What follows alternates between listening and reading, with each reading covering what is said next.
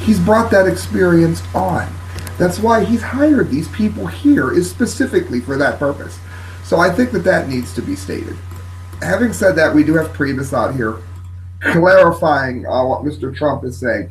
Priebus immigration order doesn't include green card holders, but anyone traveling to banned countries will be subjected to further screening. Now, the left is up in arms about this. They're absolutely furious. Let me ask you why.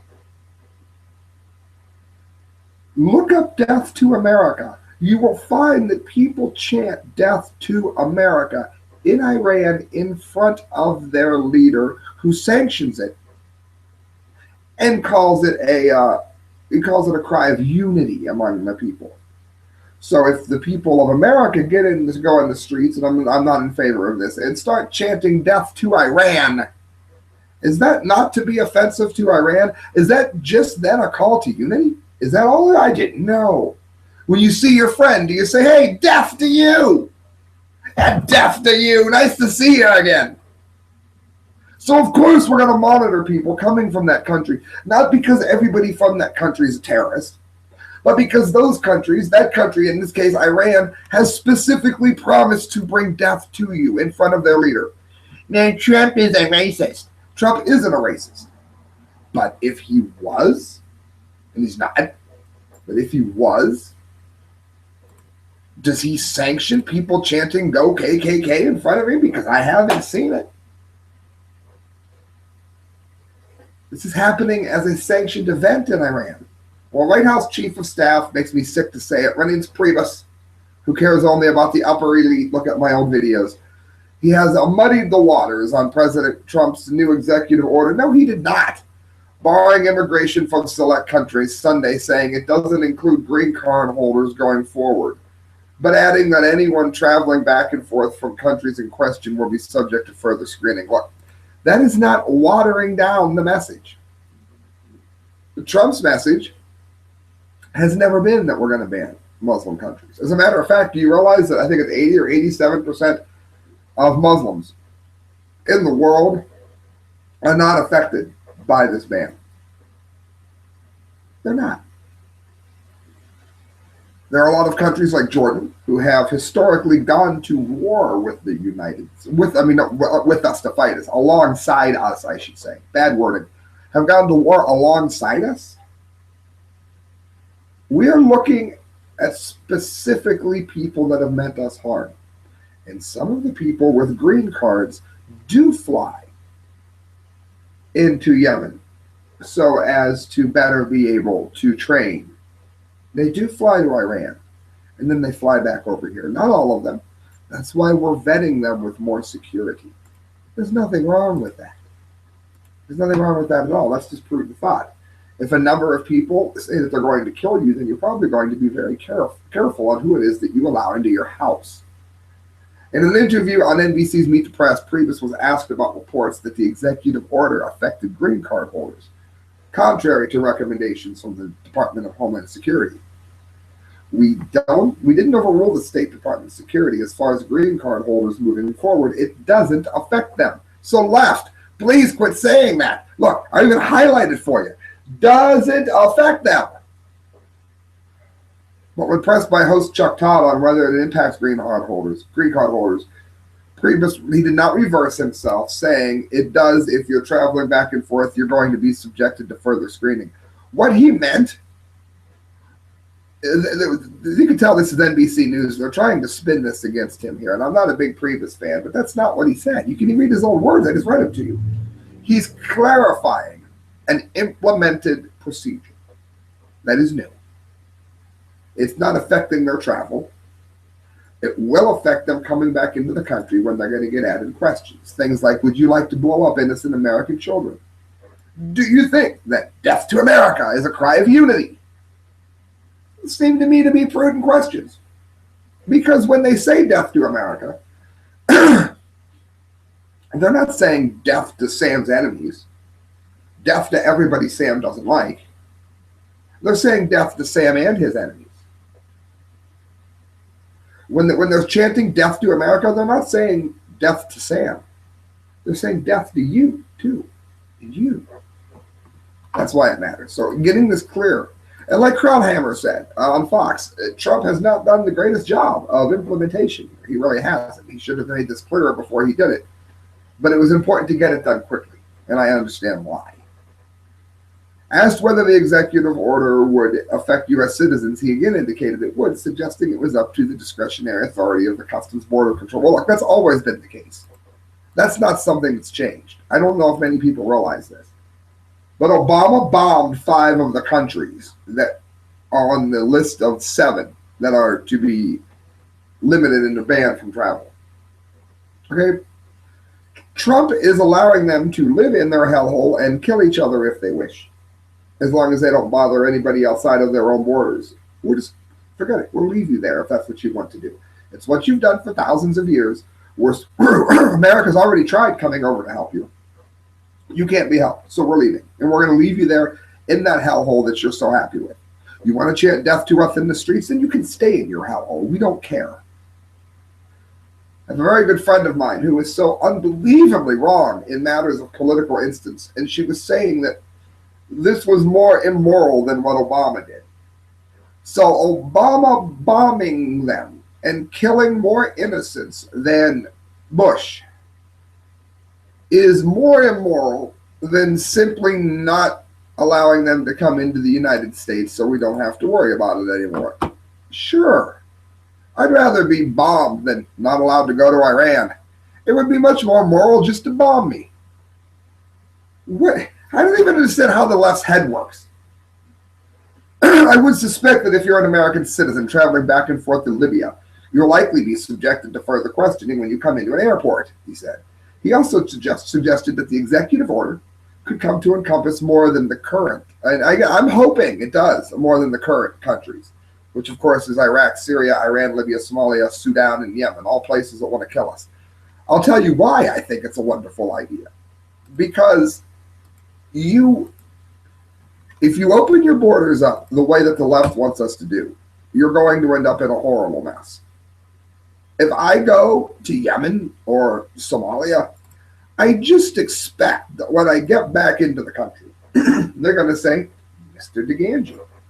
Well, they're going to pronounce it wrong. Mr. Gangi, what were you doing going back and forth to Iran?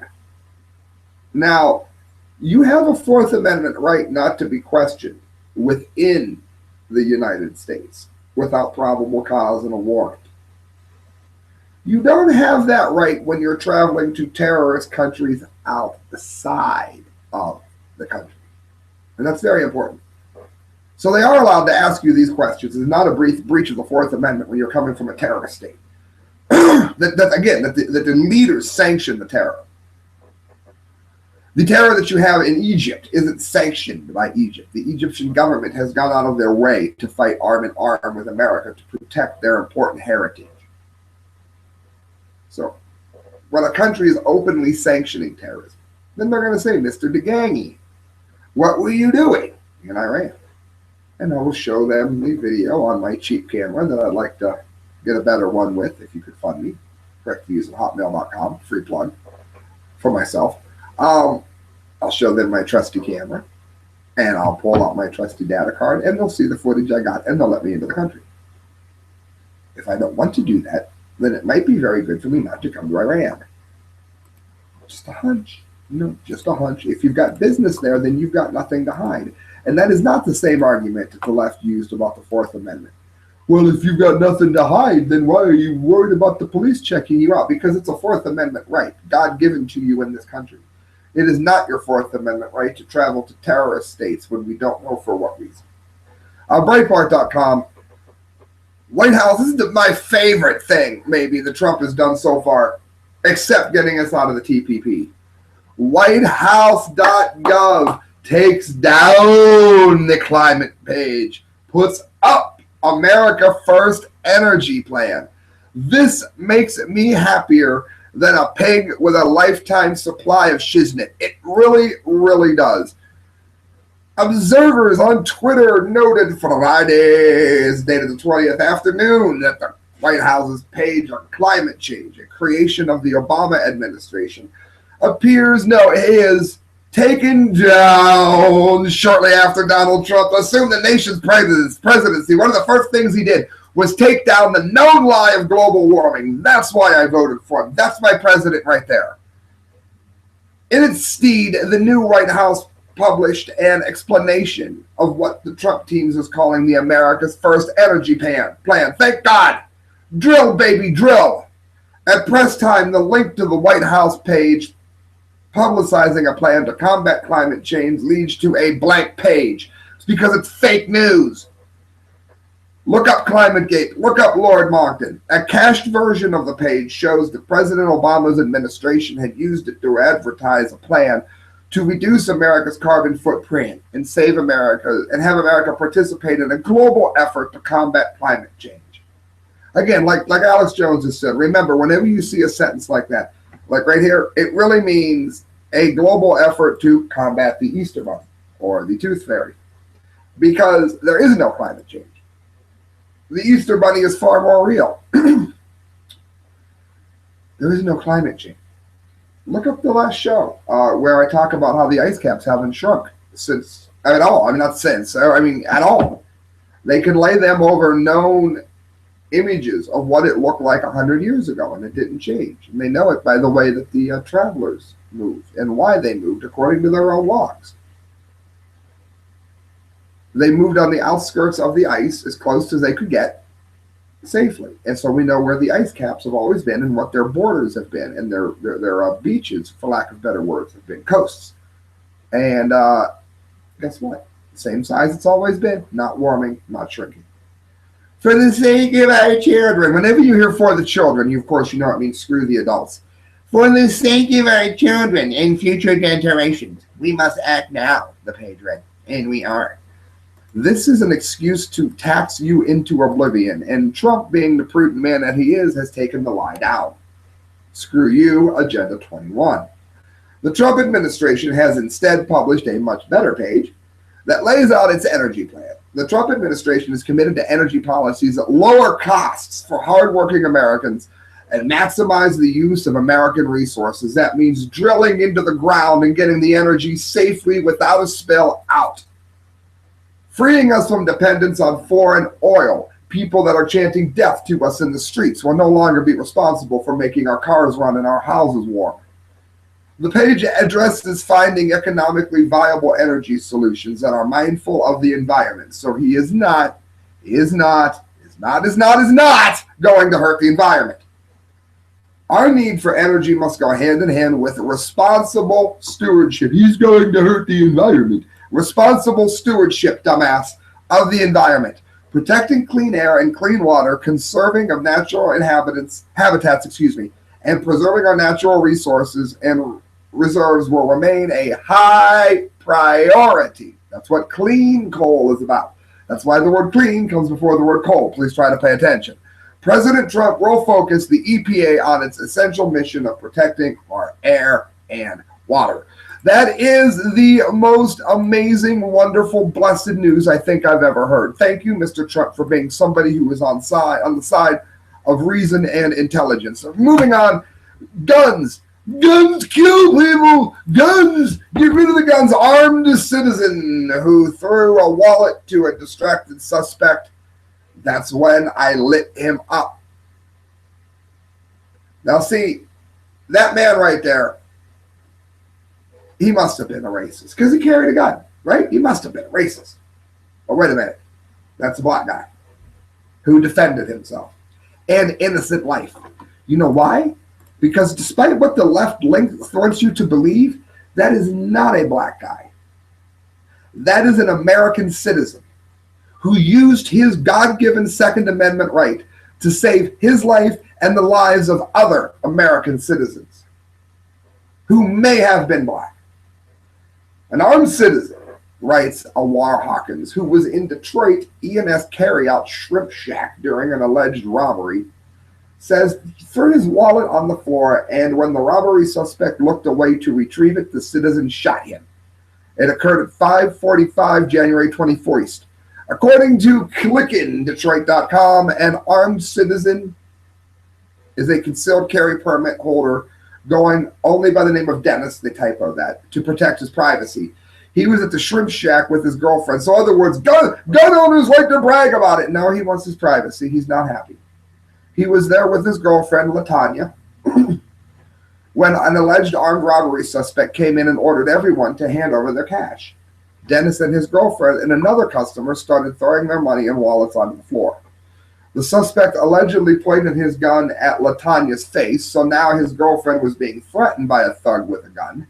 Yes, I said thug, but was distracted by the wallets on the floor and looked away to pick them up.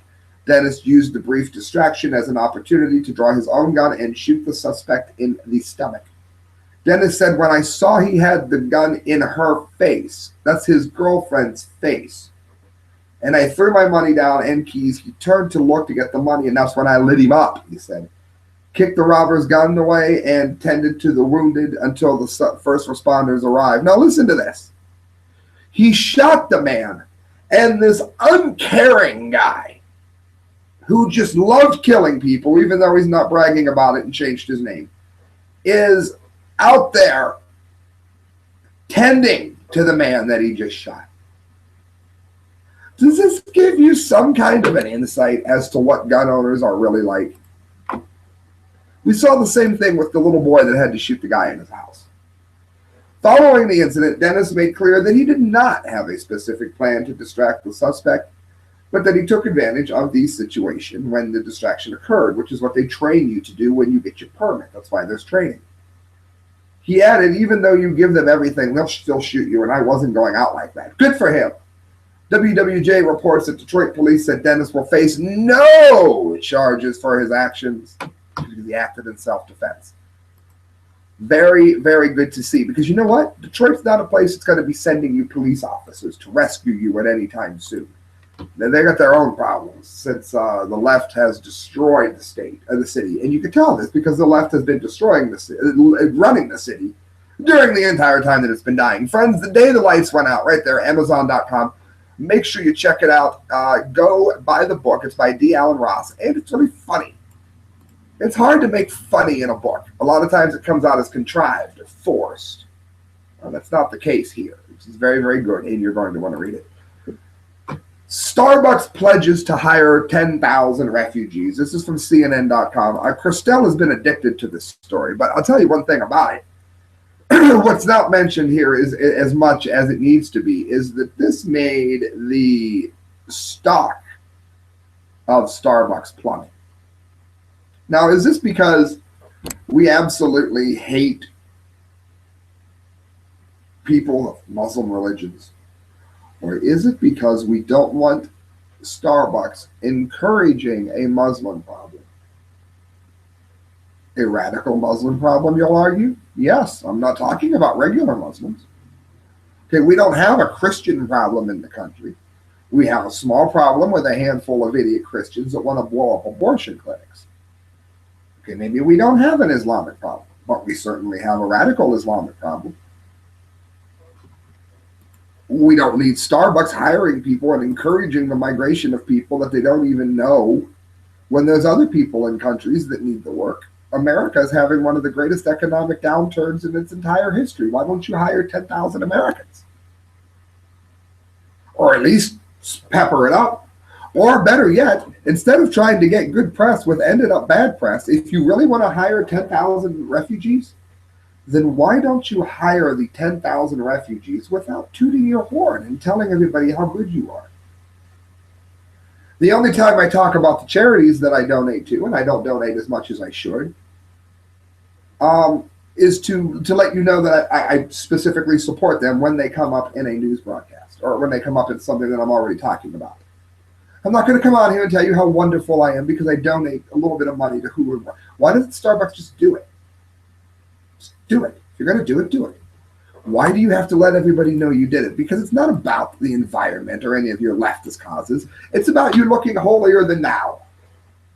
And that's why people are getting really, really sick of you. And they're starting to look at things like the Coffee Caribou, free plug, and Seattle's Best Coffee that are starting to open up shops now. Because we're sick of you. It's not that your coffee is bad, it's that you are.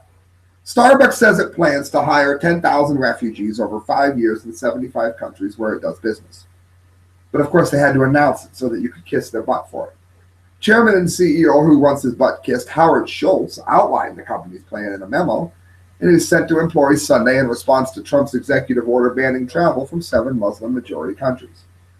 We are living in an unprecedented time. Yeah, it's called a time of terror, Schultz wrote in the memo, which listed several actions the company says it's looking to reinforce our belief in our partners around the world. And we're looking at ways to get our stores bombed and the innocent people drinking coffee killed. But Sam, that's against Muslims. You can't say something like that. It's not against Muslims. You know why? Because in a lot of Muslim nations where Starbucks does business, it's only other Muslims that they're going to be blowing up. So please don't imply that I'm somehow against Muslims. There probably aren't going to be any Christians, Hindus, or Ra worshippers in most of the places they're going to bomb. So please stop with your whining already. Schultz also reiterated that Starbucks support the Deferred Action for Childhood Arrivals program, or DACA, which helps undocumented immigrants who are brought to the United States as children get driver's license. Yeah, of course, that way they can grow up and vote for leftist causes in states that allow driver's licenses to vote.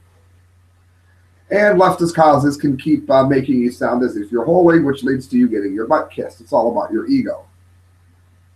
They're going to focus on people who served with U.S. troops as interpreters and support personnel.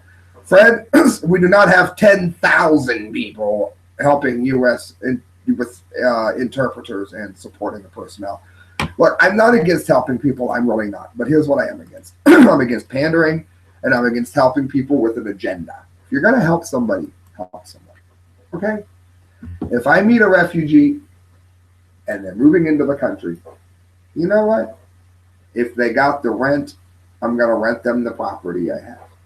Actually, the property that I have is probably better off being homeless. But just the same, if they wanted it, I would do my best. You know what I wouldn't do? I wouldn't take out an ad in the paper telling everybody how great I was to do it, so please tune in. I would mention it if it came up. Just like I have mentioned by name black friends that I have when it's come up. I'm not one of those people that use my black friends to prove I'm not racist. I don't need to prove I'm not racist. I know that I'm not racist. Daily Mail, dancing with the devil inside the Los Angeles Satanic Temple's biggest ever black mass, January 18th. Friends, we just covered the exorcisms and the people that wrote The Exorcist. The guy saying that he was pushed, that the priest saying he was pushed down the stairs by an unseen hand.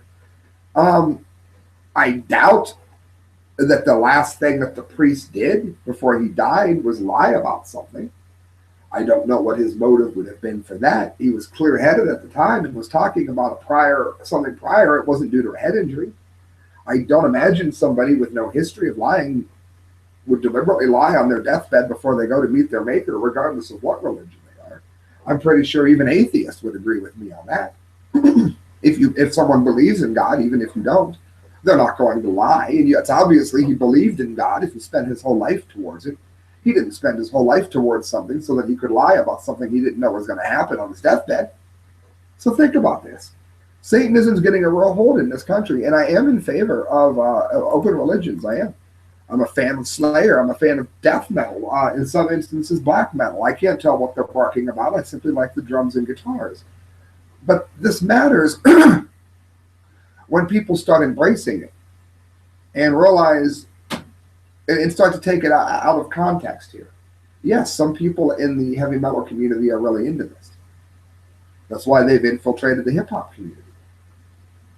But there's a line between theater and reality. Now, you can argue that it's not theater for you, that Satanism is the way you want to go, in which case you would have to ask yourself what is wrong with you. Satan, according to every manuscript, I'm familiar with the one in the Christian Bible, but I promise you that this is fact. Look up the Hindu religions, look up the Quran, hold your nose, I'm kidding. Talk to Native American Indians, talk to people of the ancient Korean religions. They all tell the same story. Okay? They all tell the same story about the devil presenting himself to someone, God allowing the devil to do anything he wants. That means if the devil, God forbid, was to walk into this room, he could say, Sam, what do you want? And I will give it to you. That's what people think the devil does. That's what the devil says he does. But of course, he's the father of lies. You can't trust a liar. What does mankind of all cultures, without having met each other prior, we're talking about ancient days, before man had traveled continents, what were they saying about the devil, about evil? Well, they were saying that he comes to you, offers you a great number of things, and when God allows him to do whatever he wants, he chooses to destroy you. He didn't choose to make you great. He didn't choose to make you rich. When God said you may do whatever you want, rather than use his influence to try to win you over in some evil, nefarious way, he gives you diseases that can't be cured. He gives you boils. He kills your wife. He kills your family. He takes your land and destroys your home to get you to curse God. That's what the devil does when he is allowed to do whatever it is that he wants. The only time he's giving you anything is when he's also doing it as an affront to God, and it's going to lead to further abuses in the future. Now, if you don't believe in any religion at all, then you don't have to believe anything I just said. But if you're a Satanist and you do believe in the devil, then I think what I just said to you is going to prove as a wake-up call to you, because we both believe in your God. Dancing with the devil inside the Los Angeles Satanic Temple's biggest ever black mass, with bloodletting, demonic cats, tattoos, and destruction rituals. Well, not all tattoos are satanic. I don't have an evil keyboard on my hand, but we'll go with it. The Satanic Temple of LA, a chapter of the nationwide satanic organization, which does have a right to exist, hosted a massive black mass Saturday night, complete with the living bloodletting ritual and a 45-minute lecture about demonic cats. Well, at least one demonic cat didn't get into the White House, so we do have that on our side. Guests could also attend the destruction ritual and an invocation ritual, both with live music. Again, destruction ritual, not a night of renewed hope, not a night of Satanists getting what God wouldn't give them. God didn't give me this. God didn't give me that. So Satan is no. A celebration, a destruction ritual. Well, if you don't have what you want anyway, then why do you care if God's going to destroy it? You're simply rooting for the guy that's already destroying it. You're an idiot. The devil is the right way. Let's destroy. I thought Satanists were the ones that said God didn't do enough, remember? Wasn't it the Satanists that say I'm a Satanist because the Christian God is terrible? He allows cancer to destroy. He allows this to happen and that to happen. Okay. So you're going to a destruction ceremony, which, that's going to make everything so much better for everyone, right? Why, sure. It's headquartered in Salem, Massachusetts. It has 24 chapters across the U.S. Members of the movement, which calls itself an organized religion, do not believe in a personal Satan, but say they preach rationalism and reject superstition. Okay, if that's the kind of Satanism they're in, then is it rational for them to want to destroy everything, but not rational for some people to get cancer? They want to destroy everything. They want to celebrate the destruction of everything, so whatever is left can build it all up from nothing. We've already been built up from nothing once, and this is what we've done. So why don't you try to solve the problems that are here instead of starting all over again and ending up with the same problem and probably deciding that you want to destroy everything again? You people are pointless. Okay, you people are utterly pointless. You're no help to anyone. You've just thrown the towel in and decided to worship evil. You're causing more harm than the Christians that you claim that you're against. And I am a Christian, but I know what you mean. A lot of Christians do a lot of harm, but you guys are doing a lot more harm. And you're stupid. I'm sorry, there's no other word for it. You're simply stupid. VIP tickets to Saturday's massive rally cost $666.60, while other guests paid $15. Attendees, many of which wore costume, were pictured by LAS enjoying 6 hours of satanic activities. Yeah, other guests paid $15 because there was a shortage of Satanists that had the $66 and a shortage of people that actually wanted the money to do it. Now, look, she doesn't offend me. It doesn't bother me at all. I've gone to sex parties before that are not exactly Christian events. But you know what I didn't do? I didn't worship someone who was bringing about the destruction of everything that I care about. These people don't realize destruction parties mean the destruction of your families, of your animals, of your grandmother, of your mother, a destruction of your future, a destruction of what you could be, of what you could become. And if you support that, then you're an idiot. You should support me instead.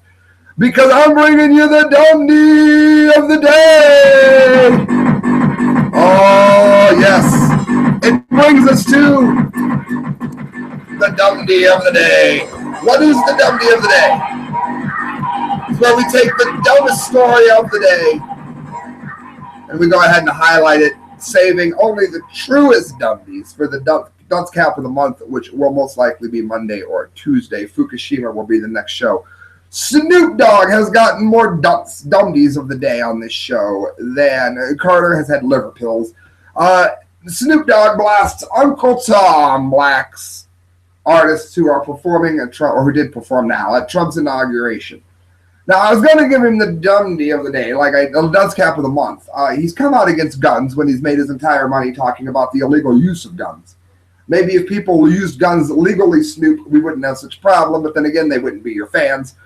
We're talking about a man who doesn't have the intelligence to rhyme or to put sentences together, who simply makes up his own words for shizzle because he can't find any real words that rhyme. He doesn't have enough intelligence. Now he is insulting those who are black, who support Trump. Because we talked about earlier, when you're a leftist, you can't be an American. You have to be a white American or a black American. You've got to be a woman or a man. You've got to be at least confused about the two. You can't just be an American. You can't. Rapper and co-star of the television series Martha and Snoop's Dinner Party, which has to be as dull as watching tree bark fall, Snoop Dogg posted a video daring artists he calls Uncle Tom asked niggas to perform at Donald Trump's inauguration. Now let me ask you a question. How do you think the marching band that has played at every single marching event, they have a rich reputation, a rich history of playing on inaugural balls, if I can talk. I can't say the word balls. That doesn't speak well for me, does it?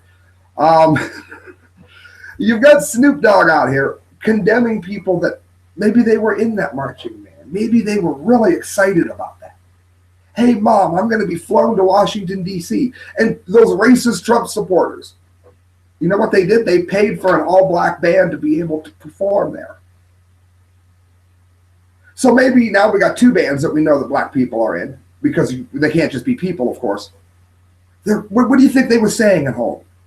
Hey, Mom, I'm going to get to go to Washington and play for the new president.